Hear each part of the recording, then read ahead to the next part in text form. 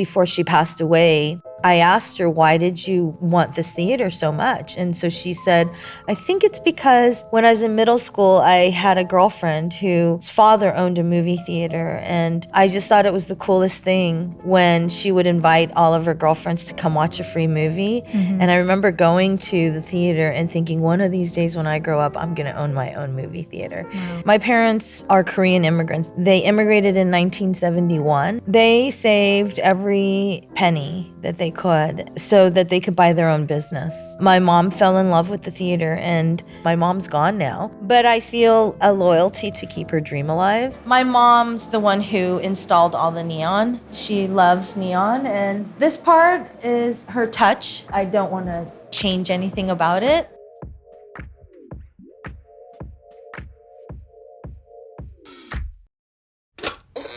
You're listening to PROX. You're listening to In Proximity. I'm Paola Mardo, head of audio here, and the voice you hear at the top of every episode. Thanks for listening to our show. If you like what we're doing, please don't forget to follow In Proximity on your favorite podcast app. Follow us on social media. We're at Proximity Media, and we're doing a lot of cool stuff over there, including sharing short video clips on Instagram and TikTok. And tell a friend, colleague, or loved one to check out the show. If you've got a minute, leave us a rating and review on Apple Podcasts and Spotify. It would really help us a lot in terms of growing the show and helping other people find us. In Proximity is independently produced and distributed by Proximity Media. We're a small but mighty audio team, and we want to keep making this show and more cool audio projects like this. So please support us and follow us if you can. Thanks for listening. Now on to today's special episode.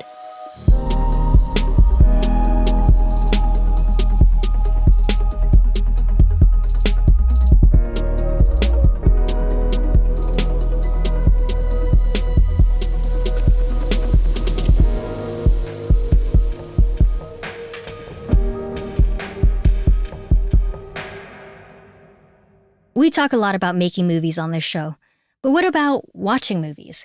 The film industry is going through significant changes right now, and that includes the many ways that people watch movies. You can watch a movie on your phone, on your TV at home. You can also go to a movie theater, sit in the dark with friends and strangers, and enjoy the communal experience of watching a story unfold on the big screen. I still love that experience, and I know a lot of my colleagues definitely do too. But I also know how hard it can be these days to get out to a theater, especially if you don't work in the entertainment industry and when you have so many other things grabbing hold of your attention.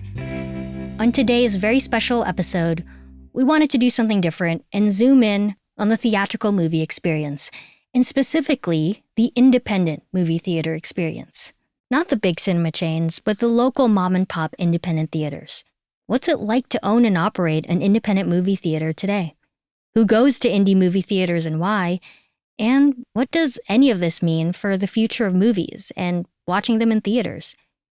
We went out to an independent movie theater called Gardena Cinema here in Los Angeles to try and answer these questions. So we walk in? Yeah, sure, let's go on in. Yeah, so we're in the lobby. There's so much history in this lobby. Yeah, just Your in the family lobby. and the theater, but it's almost great. like a memorial or a museum. Yeah. It's very cool, and it feels very retro with the neon. Gardena Cinema has been around since 1946. It's one of the last family-owned independent movie theaters in LA County, located just below South LA, in a very diverse neighborhood that's been home to predominantly Asian, Black, and Latino communities. It's a single-screen theater, so they can only show one movie at a time. They also do all kinds of events, from comedy shows to special screenings like a 24-hour marathon of horror exploitation movies, screened in 16mm film.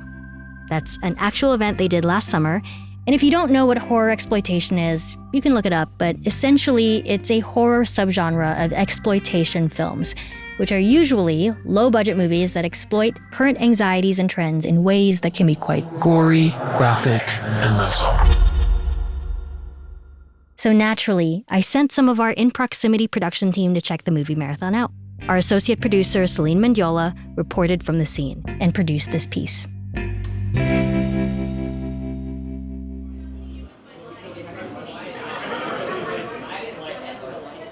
It's 10 a.m. on a Saturday at Gardena Cinema. There's already a line of about 10 people waiting to get inside before the first showing starts at noon. They're here for a unique cinema experience. And so most of them came prepared with pillows, blankets, and snacks from the lobby like popcorn. It's gonna be a long day, and folks want to be comfortable. Everyone here came from all over LA for this marathon. I came from Burbank, so like 45 minutes. I live in the Valley. Where in the Valley? I'm also from the Valley. Oh, okay. Valley Village. Riverside County. It's far, yeah. You could go to West LA, you can go to Hollywood. You know, that's where like all the big repertory cinema is. So it's nice to come someplace local that's in our backyard, because a lot of times it feels like the South Bay is considered like the boonies of like the Los Angeles area. I mean, you tell someone, oh, I'm from Torrance, they're like, where is that? That's Bren, Liz, Ben, and Miles. Miles Villalone is a regular at the 16mm film screenings. And part of why he likes to go is because of nostalgia. As I get older and stuff, I'm starting to realize that when you were a kid and maybe you saw like something like Jurassic Park in the theater, you took for granted that you were watching it on real like film, like real celluloid crackling film. Of course, there are still some big movies released on film, but watching a movie on film in a theater isn't as common as it used to be. Nowadays, anything we watch on a screen is digital, and it's a lot of work to show movies on film. But despite all that, there are still people who want to preserve the theatrical film experience. We are here for the 24-hour Horror-Exploitation-Thon. Like Mikey Aguirre, the founder of See It on 16mm and the organizer of today's event. Appreciate it. Round of applause for Gardena Cinema also. So what kind of movies do you show at a 24-hour horror exploitation movie marathon? I wanted to stay away from franchises as much as possible. There's no Michaels, there's no Freddys, there's no Jasons or anything today. Today is a bunch of rare stuff that has played before in its day and like really hasn't hit the screen in a while. There's 2 made-for-TV horror movies from the 70s. The lineup includes some known names in films, like Abbott and Costello Meet Frankenstein, and Sam Raimi's 1981 cult classic, The Evil Dead. The rest are maybe not as well known, at least to me and the team. Their titles sound really cool, though. I'll let the rest of the team read it out loud. The Farmer. The Prowler. The Incredible Melting Man. Don't Be Afraid of the Dark. Curse of the Doll People. Don't Go in the House. And Bad Ronald. It's definitely an eclectic lineup. And our production team got to see that for ourselves when we popped into the first film of the day, Deadly Eyes. Released in 1982 and directed by Robert Clouse, it's about a pack of killer rats that attack the city of Toronto.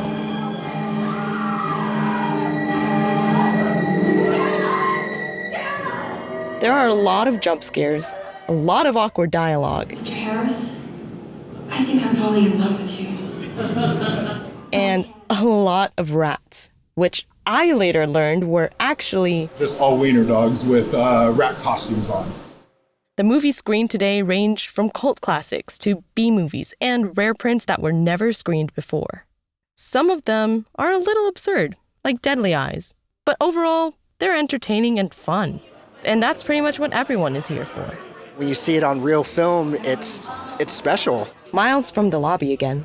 There's something about seeing it with a crowd and you hear people cheering or laughing or gasping. You know, you're listening to the sound of the reel skip. You're listening to the crackle on the screen. Those 2 seconds where you're waiting for the reel to change. There's this thing about analog that can't be replicated. And you don't get that anymore in a cinema experience. And, you know, that's what I love about this community. Out of the 50 people who showed up to the marathon, only about 15 actually stayed for the entire 24 hours. So it was a small turnout in the end. But like Miles and Mikey, they were all passionate about watching movies on film in a theater and finding ways to preserve that experience. Here's Mikey again. This theater, I believe, needs more representation and it needs more people coming and attending, because if people don't come to places like this, these places vanish.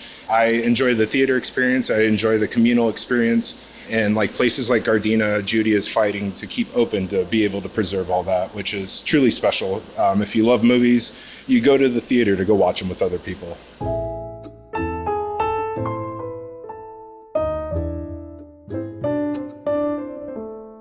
To be honest, I thought being this passionate about movies was exclusive to quote-unquote cinephiles. But the way everyone talked to me about films made me realize the community was much more inclusive than I thought. They want to watch movies with other people.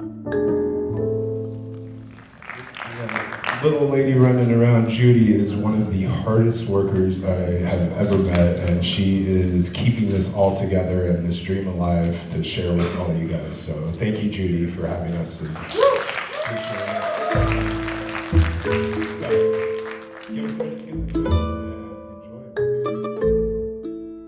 That segment was produced by Celine Mendiola.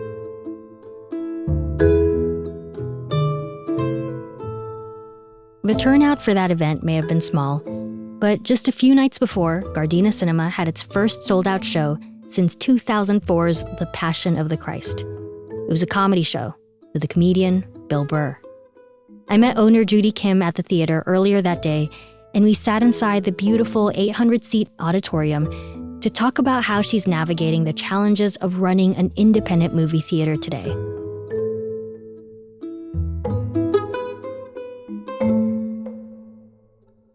My parents are Korean immigrants. They immigrated in 1971. Mm-hmm.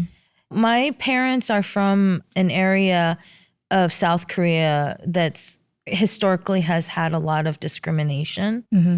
They're from the Jeollado province, which is, South Korea. So it's a big farming community and kind of the countryside. So my dad, he has a very thick accent. He's got kind of that Southern Korean accent. So when he talks, you immediately recognize where he's from. Mm-hmm. He worked for the Korean Electric Power Company. Mm-hmm. He felt like he was hitting a glass ceiling in his career. So he ended up deciding to immigrate to the United States, and he had big dreams. He had the American dream, which was to own your own business and to make it big. He came here with my mom, and they finally came to Los Angeles. What part of LA? Koreatown, I think, somewhere around there. And then he got a job pumping gas, and then he just kept finding new jobs. He always hustled and gave my mom, money to save and gave her a budget on like living expenses. And eventually they were able to save enough money to buy their own business. And the first business that they bought was a carniceria. That is a very ironic thing because my dad is vegetarian. He can't stand the smell of meat. He told my mom, we have to sell this business and we have to find something else. And that's when they found this theater. They would come out here and they would park across the street and they'd count how many customers were walking in and how many customers were walking out. And they'd watch the owners, doing the management of the theater operations. And my mom fell in love with the theater, and it's love at first sight. So they put in an offer in 1975.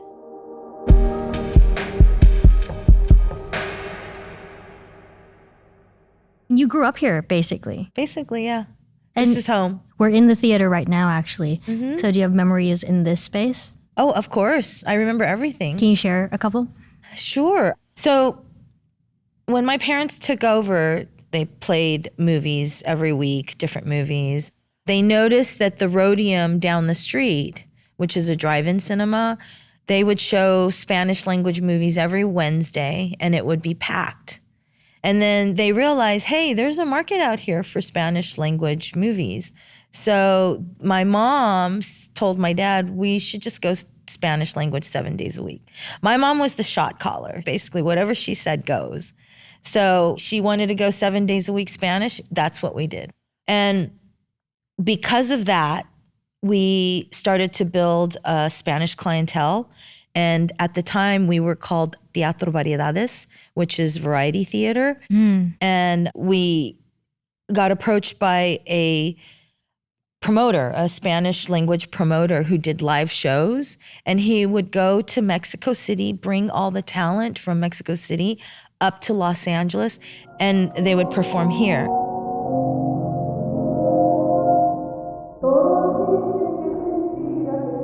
The lobby of Gardena Cinema is full of memorabilia and photos from the past. There's a shrine dedicated to Judy's late mother, and photos on the walls and in albums that show the theater's rich history. There's one photo in particular of one of those variety shows.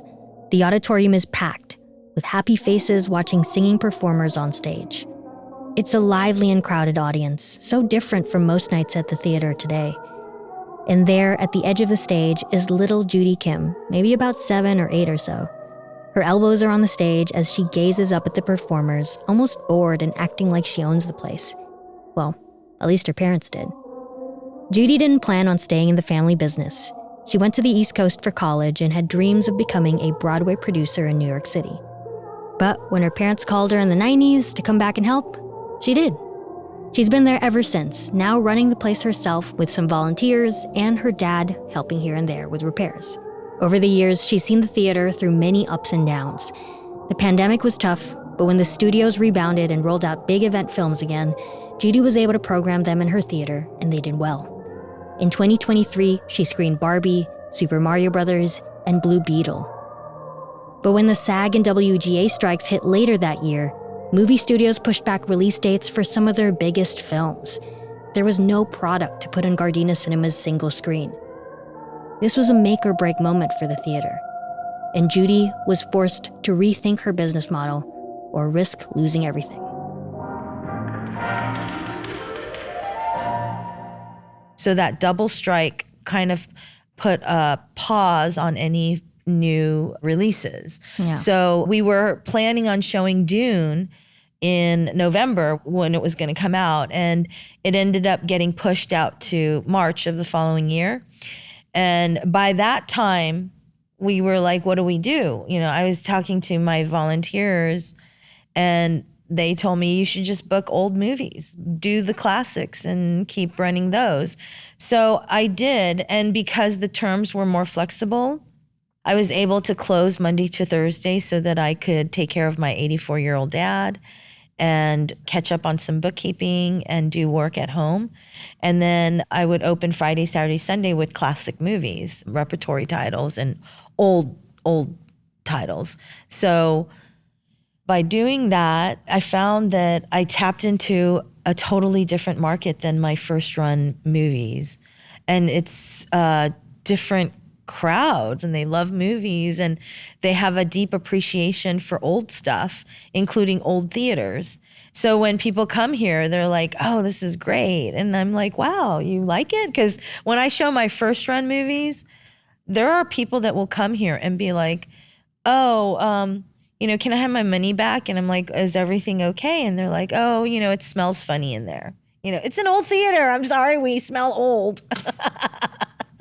So it's got new carpets though. Yeah.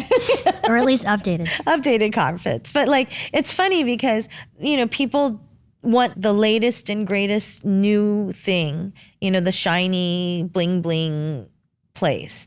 And that's not us. We're old and vintage. And so all of a sudden when I'm showing these repertory titles, I'm getting people that come in and they're loving the vintage feel. They love the fact that our seats are original from 1946.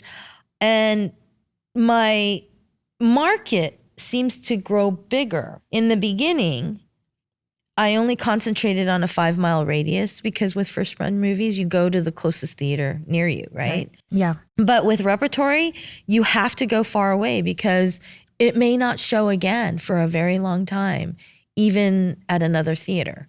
When you say repertory, can you define that?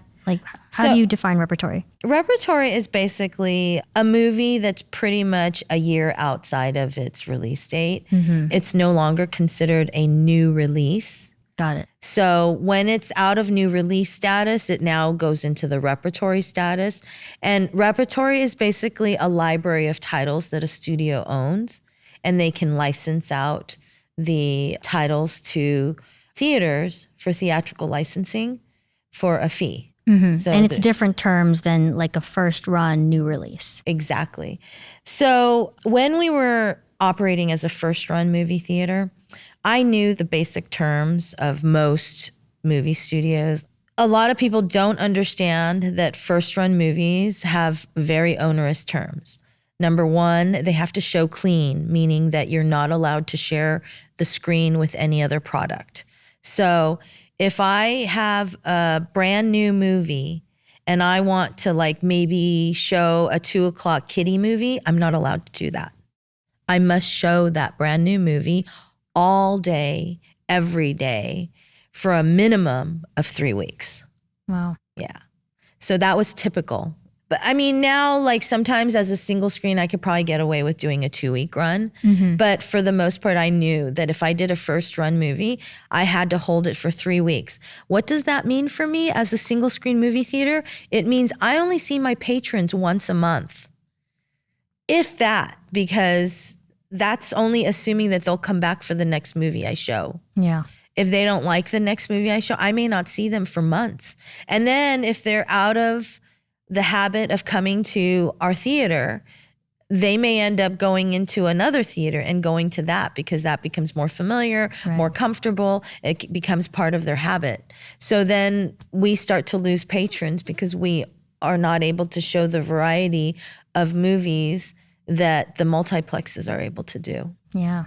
Yeah. So that's why it sounds like the repertory screenings are helpful because you get to show a variety of films and you bring in this new audience of movie lovers who want this experience to see these kinds of films, older films, in this setting. That's correct. So how do you reach your audience? Now what we do is we plan everything a month in advance, Mm-hmm. and then we print a month-long calendar on a half sheet, and then we give that calendar out so people can plan. And yeah, I have that here. So is it this? Yeah. It's like sort of a little half sheet with your whole month program. Yes. Oh, incredible. Yeah. This is amazing. I mean, I'm just looking at this right now. There's so much going on at your theater now that you're able to screen all these old movies. Yeah. It's kind of strange to me because I feel almost liberated now because when we were showing first run movies, I felt like I had handcuffs on and I had all these terms, and I knew that if I booked a movie, I'd have it for 3 weeks. It would have to show all day, every day. And it'd have to do well. And it'd have to do well. And it was very devastating when we'd have one bomb, but it was even more devastating if you had successive bombs. So yeah, it was just very, very hard. So is business as good as it was, like booming as it was in the 70s? Or No, nowhere near. How would you compare it? It's different.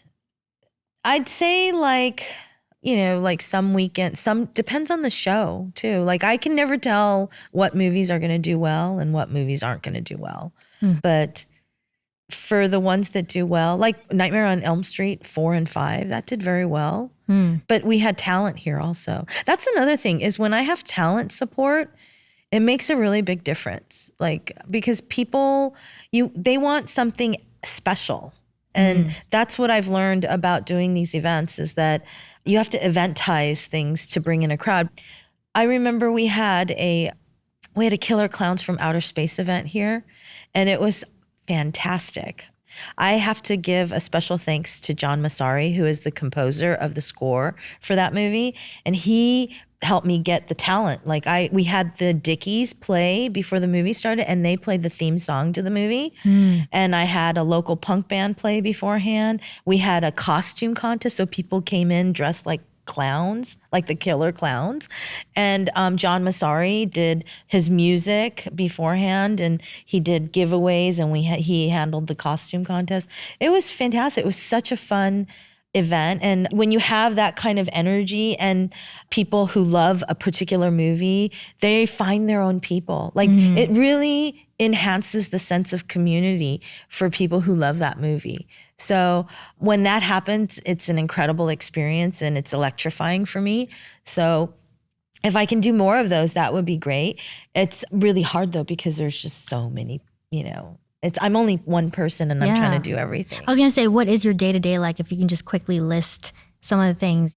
So day to day, I'm inundated with mail and with accounting and bookkeeping. So I'm constantly having to do box office reports. And I used to only have to worry about doing box office reports for one movie a month, but now I'm doing like 3 a week. For the most part, a typical repertory title doesn't make that much money. I'm barely able to break even with a show. Yeah. Wow. But can you say like numbers, or if you don't feel comfortable, that's okay. I mean, I can say numbers. Typically, like you're talking somewhere between $200 to $500 for a licensing fee, for a 1-day licensing fee, or a week, weekend licensing fee or whatever. You pay that? Of course, yeah. Okay. And then how much do you bring in? So I charge $12 for a general admission, and $15 if it's a 3D movie, or if it's a special Q&A actor, whatever event. And if it's truly a special event, like if I'm co-hosting it with another organization, I might charge $20 for the event. So Bill Burr tonight is a $20 event. So the fee is like about $500 at most to license. There are days where you don't bring that cash back in. Like you don't make that money back. No, I don't make that money back. So typically I calculate about $100 a day for utilities. That's about $3,000 a month. And then I calculate for property taxes, and I also calculate for insurance. And so, all of that kind of adds up. And it's, so I have a set number that I have to make in order to break even so that I can pay my bills. Every month. Yeah, and that doesn't even include my own living I was going to say, and expenses. then at some point you have to pay yourself. I have to pay myself, and I have to pay my bills. Right. Right. So that's part of the whole process of running a movie theater. And I have my nose above water constantly. Sometimes I go down, sometimes I go up and take a breath, and it's just up and down. What keeps you going and invested in this? I think it's the patrons and the volunteers who tell me how important it is for the theater to stay open. And so I feel a sense of a duty and responsibility to keep it open. I also feel a loyalty towards my mom to keep her dream alive. I didn't know this at the time, but before she passed away, I asked her, why did you want this theater so much? And so she said, I think it's because when I was in middle school, I had a girlfriend whose father owned a movie theater. And I just thought it was the coolest thing when she would invite all of her girlfriends to come watch a free movie. And I remember going to the theater and thinking, one of these days when I grow up, I'm going to own my own movie theater. And so she achieved her dreams as a, 11-year-old, 12-year-old girl. Thank you for sharing all of this with us. It's pretty incredible what you and your family have built and maintained, and you being the steward of all this too. Thank you. Definitely going to check some of these films out, and we can't wait to share, with our audience in proximity. So Thanks for talking with me, Judy. Yeah, thank you for sharing this with your audience. That was Judy Kim, owner and operator of Gardena Cinema. You can support Gardena Cinema by watching a movie at the theater, and you can donate to their fundraiser. For more information, head to their Instagram page at Gardena Cinema. Check out some of their posts and click on the links in their bio. You can find them on our Instagram page too.